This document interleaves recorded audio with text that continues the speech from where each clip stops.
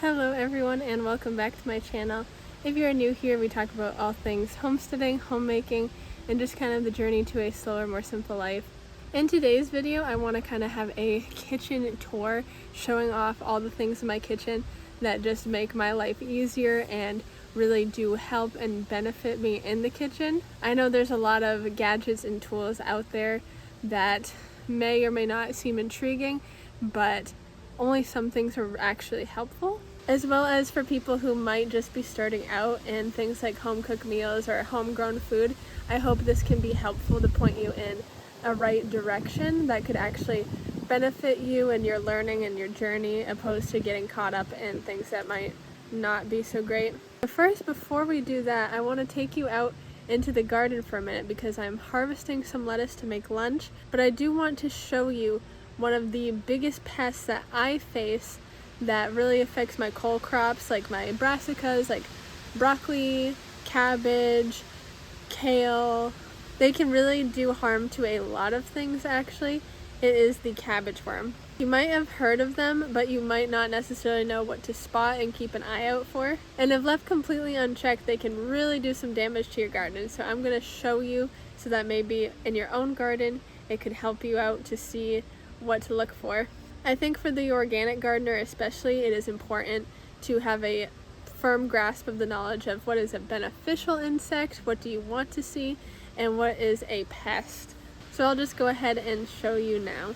There they are, the cabbage white butterfly, right next to my cole crops, doing whatever kind of dance they're doing. Look at that. There they go.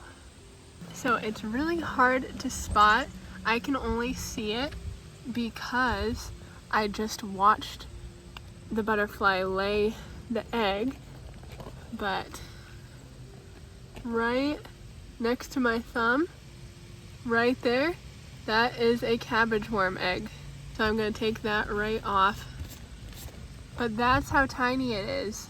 See that? Right there. Look how tiny that is. It won't even focus. There we go. That is a cabbage worm egg.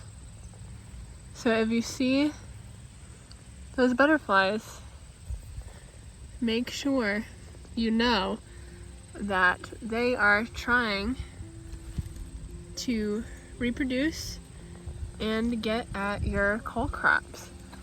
As you can see, I have quite a bit of holes in a lot of mine. Not terrible, because nothing I can't say that word. Skeletalized, maybe. And the heads are growing beautifully, but it's definitely something you need to keep up with or it can easily get out of hand. And another egg right there.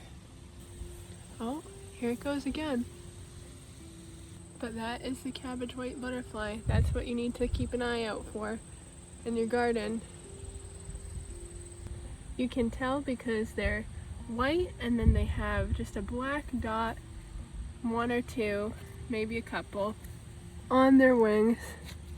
Every single time pretty much that it is landing, it is depositing a single egg, and you saw how tiny those eggs were. You can see there's two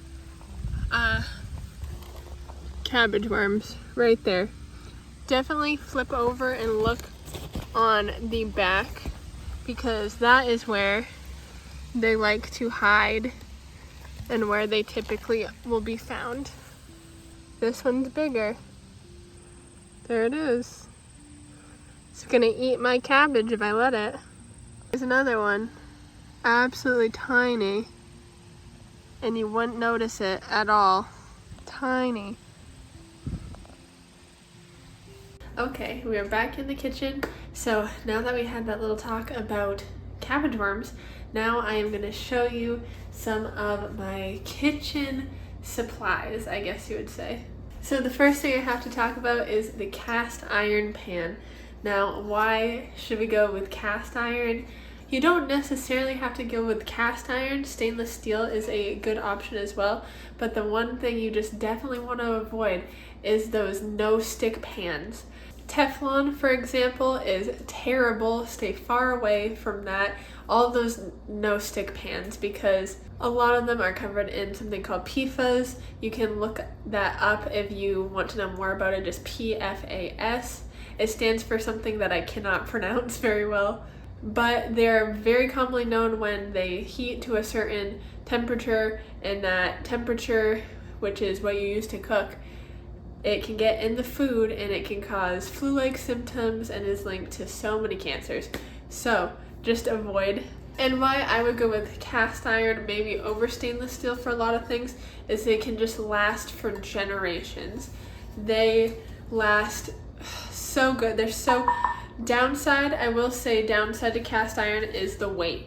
They are quite heavy. It's not the good choice for somebody if they may be, I don't know, muscularly disabled in some way possibly, because they're very heavy.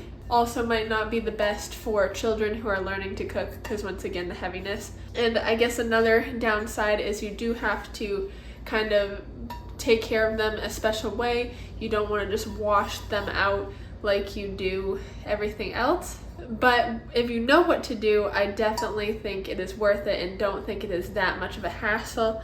With cast iron, you want to keep the pans seasoned, and that basically means you're making a barrier by using oils. You can have your own choice of oil, but basically after you clean it, after it's all set. So for example, you may buy a secondhand cast iron at some kind of old antique store. You can clean that up, you can get the rust off, but once you get it all nice and clean, then you're going to want to apply an oil of your choice. It doesn't really matter too much, the oil, but whatever oil it is, you want to know where the burn point of that is and set your oven for about 20 degrees higher than that point. And you're going to want to put the pan by itself in the oven to develop kind of that seal from the oil. Really isn't that hard, highly recommend. And of course, I have these pans in many sizes. Here is my big one. This is the one I probably use most often. And I have a cast iron Dutch oven, which you could use for stuff like soup, or I like to do bread. So there we go. Next, when it comes to the kitchen, the next thing I think of is kitchen tools. And I will show you, there's nothing incredibly special about the tools I use, other than I just want to make sure I let you know that I don't use any plastic tools. And that's not me to sound, I guess, better than anybody else by any means, but there is the reason that that is the case, and that is because plastic in hot temperatures, it can definitely leach chemicals into your food. So I would definitely recommend, when it comes to your utensils, either going with stainless steel or wood, but I just definitely would avoid like those plastic spoons that, you know, you're supposed to be for, I guess, sauces and stuff like that. It just, to me, is not a good idea to be putting plastic into your hot soups and sauces and all that stuff. I would avoid that. I also have reusable straws. These ones are bamboo, but I'm planning to get glass ones. I use them just fine. They're clean, they're great. But I have a bit of a germaphobe in the house, and he doesn't trust anything. So if you're going and looking for reusable straws, I would suggest glass, because then you can really see and make sure they're clean. Other just random tidbits I have in here, I have tea steepers so that you can avoid tea bags. These are very cool. You just put your loose leaf in these and it avoids having to strain it, but I don't use them that often because I have tea strainers. A handy tool that I have found in here is the immersion blender. The first thing I think of when I think of immersion blender is your squash soups that, you know, you might have in the fall. These are also great. I know I use these for making tomato paste. It's just so nice to be able to blend something up in like your soup pot and not have to chuck it in the blender. You just attach this like that. I'm not going to fully attach it, but plug it in and stick it in. It blends so nicely. Another nice tool to have in the kitchen is one of these, and I may be silly, but I don't remember exactly what these are called. Please inform me. I knew at some point and don't remember, but they're so helpful. They're great for separating when you're doing bread. If you're gonna make like biscuits or anything like that, you can separate the dough with them. They're also great for when you're chopping like veggies for a soup or something, to scoop with this, because it's not sharp. It's not like a knife chopper, but it's just, I guess, sharp enough to separate dough and to like pick things up, throw it in. Just a nice handy tool. These are great also for if you make pickles with cucumbers, just use cucumbers a lot, or anything like that. You just slice it across and it makes nice, perfect, thin little slices. Very nice tool. This might be silly, but I just saw this in my drawer. Don't think you don't need one of these if you eat apples. These are just so nice. I avoided getting one for forever because I'm like, I have a knife, I can just cut up an apple. But this is really nice for when you just want some apple and peanut butter or something. Yes. So worth it to me. All right, this is kind of in the canning category, but because that's what I use it for, but you could use it for other things too.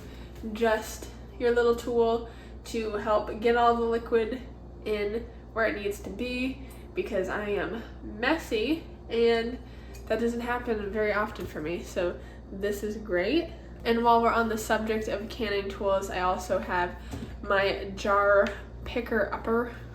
I'm sure there's a word for this as well that's better than that, but basically it's just to pick up the hot jars, because you don't want to touch those with your hands at all, and it just goes right around and you can move it out of your canner over to where it's gonna live until it cools off. So this is great as well. I believe I got these together. It came as a package deal. It also came with this little one, which I don't really use, but this all came together as a package deal. Notice how it is stainless steel and not a plastic one, because I've seen those, and like I will just say again, I avoid it. Completely up to you if you feel as if you want to avoid it, but my recommendation is to avoid it when you can.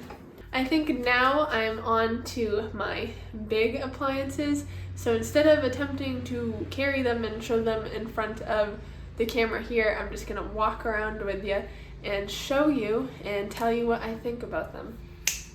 So right here I have a bread machine, and I'm actually kind of surprised that I like and would recommend a bread machine.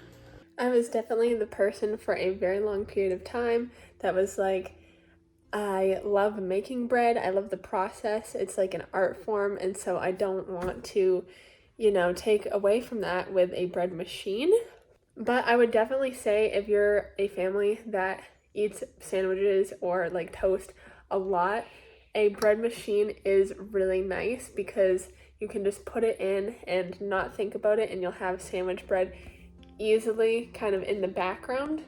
And it doesn't really take away from anything, because you can still make your like artisan loaves and special things like that all from hand. But I found that when it comes to just wanting basic bread for your day-to-day, it's nice to be able to make something basic by barely doing anything and just running in the background, and then you will know what is going into it, opposed to buying breads in the store that oftentimes have a lot of bad stuff. So if you're not much of a bread maker, like you don't seem to love it very much, so you're just buying bread at the store because you're like, I can't go through all this, I can't go through this process, definitely then go with a bread machine. I don't necessarily care about my brand of one specifically. I haven't really looked into bread machines. This was gifted to me. I did not go and get it myself, so I can't say if this brand I have, it's chef tested, I think is the brand, which is kind of funny, but it works well, but I couldn't say if it works that well because I don't really know what's out there. Next is a stand mixer, and this is actually a Cuisine Art one. I would definitely say a stand mixer is a nice thing to invest in if you bake more than, say, a handful of times a year. If you are in the kitchen and you like to bake treats, a stand mixer is so nice. It does a lot of the hard part for you, and also it does it usually better than you would. It's also kind of cool because you can have more things going at once. It's also kind of nice, especially during like holiday season, because it kind of frees you up to have a few baked goods going at once. You can have something in the stand mixer, something in a bowl you're working on. It gives you a lot more options, I think. So definitely recommend there. And now for the stove itself, I will talk about a little bit. I have some iced tea going over there. But I definitely recommend gas stoves over electric if you have the option. And there's two major reasons for that. One is I really just think it cooks things better and faster. And I've had this stove, and then I lived somewhere that had a electric stove, and I hated it. And then coming back to this stove, definitely recommend it for that reason. Second reason is if there is a power outage, you can still absolutely use a gas stove. An electric stove, unless you have a generator, you can't cook anything. Gas stove, you can. And I always keep matches and a lighter right next to the stove. If one, sometimes the clickers don't quite turn on well, so you can just do that and then it actually does it. And two, if the power went out, you can just use that to light it up, and then you're all set. You don't have to worry about it. Then you can still make your tea, you can still make your food. So that's very important to me. This is something I definitely don't necessarily think a lot of people have, and that is this water system. I think it looks similar to ones that people have in like offices and stuff like that. So where I live, it is very close to a spring. So there's a company that brings these machines to your house and will come with a truck every week or 2 weeks, I can't quite remember, with more water. And this is fresh spring water, so pretty much as good as you're gonna do. Don't have to worry about chlorination that we get from the sink water. This is fantastic. It's probably, finding a good source of water is probably the number one thing I would really recommend for your life, because we exist so much off of water. Water is such an important part of our body, our bodily systems, how they function, how we live. So knowing that your water is not contaminated with anything, not dirty as well, it's great. And I use this water in everything, in my coffee, in my iced tea that I make, in my lemonade I make. So this is great. And also this machine keeps it cold. So when you get a nice cup of water, it's nice and cold coming right out of here. So it is really great. I don't know how I could really recommend it to you. I'm sure that not everywhere has things like what I'm describing, but I would just encourage, find the best source for you of how you can get your water, because it makes a big difference in everything, I'd say. Now this is the closet. So in here we have, I will fully admit, a dehydrator that I have never used because I inherited it, and so I haven't used it because I don't know how it works. I need to look at the manual, but I'm excited to see if I can get that to work and how well it will do. And then these two big tools. We have an Instapot, which is also a gift I was given, and that pressure canner. If you've been here for a little bit, you know that pressure canner was an investment I made a little bit ago, and it's already doing all the great things for my life. I've been canning things and it's been great. So definitely recommend a canner. Now, the one I have is an electric one, and I will just go over it shortly, but benefits is it's easier, a lot easier of a process, a lot easier for beginners, and it water baths and pressure cans. Cons is that you would not be able to can anything in a power outage situation because it's electric. But that to me is really the only downside. As far as the Instapot goes, I have been enjoying it. It does come in handy I don't think I would buy it myself if I didn't have it gifted to me. I don't think I would make that purchase. And that might also be because I haven't used it yet to make yogurt in. I know you can, so that intrigues me. But because a lot of things you can do in it, you can do in slow cookers and stuff like that. But I do really like it for broth, which I am planning to make a lot of, and it does speed up the time quite a bit. So do I say buy it or not? It depends. It fully depends. I'm not actually sure how much they cost, so I can't really say. It does make my life easier, I would say, and quicker, but not the most necessary. Over here, and remember, this is a working kitchen, so I'm in the middle of stuff. It is messy looking, but we got a few things. We got a frother, which this is great just to make a little whipped cream for coffee or just to blend stuff together. It's really nice. This is a food processor. I'd recommend everybody gets a food processor. Right now in here I have breadcrumbs I'm making from a sourdough, a nice blender, and once again, that is a glass. Highly recommend. And we do have a toaster here as well. Another kitchen must-have, in my opinion, is just a very basic kitchen scale. I think this was like $11 or something, but it comes in way more handy than you might think. It measures things in grams, and it is very easy to tar out there as well. For me, it helps with sourdough, and it helps with other things as well, so I would definitely have one in your kitchen just in case. And definitely always keep hand can openers available to you because you never know when it might be some kind of emergency. But this Faberware electric can opener comes in such handiness for me because I am kind of weak sometimes, so just having the ease of opening your can right there, right next to the stove as well, fantastic. I also have some slow cookers. I think I have 2. And those are great. Obviously, if you don't have a slow cooker, you're gonna want one because they're great for things like briskets. They're great for certain soups. It just takes so much stress off of you because you just leave stuff, put it on low and slow, don't do anything all day, and then you have a meal that's delicious. So definitely get that if you don't have it.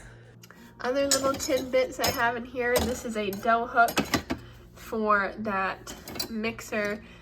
This is for like whipped cream or something. This is a nice boiling pot, and I got a hand mixer down there as well. The only other thing I can think of currently in my kitchen is my good old percolator. It does the job for coffee. I never will mess around with any of those like K-cups things. That's a personal thing, not trying to shame anybody if they love their K-cups, but not for me. I have the percolator. Like I said, I fill it with the good water over there and just some coffee, and it works. On my wish list is, let me think of the company, but on my wish list is an espresso machine. They're so expensive and not necessary, but I want one very badly. And so I'm currently saving towards that hopefully I can get it on sale. Well, I hope you enjoyed today's video and that it gave you some inspiration for your kitchen. If you did like it, I will ask you to subscribe so you can come back for the next one. And thank you for being here today. I will see you in the next video. Bye-bye!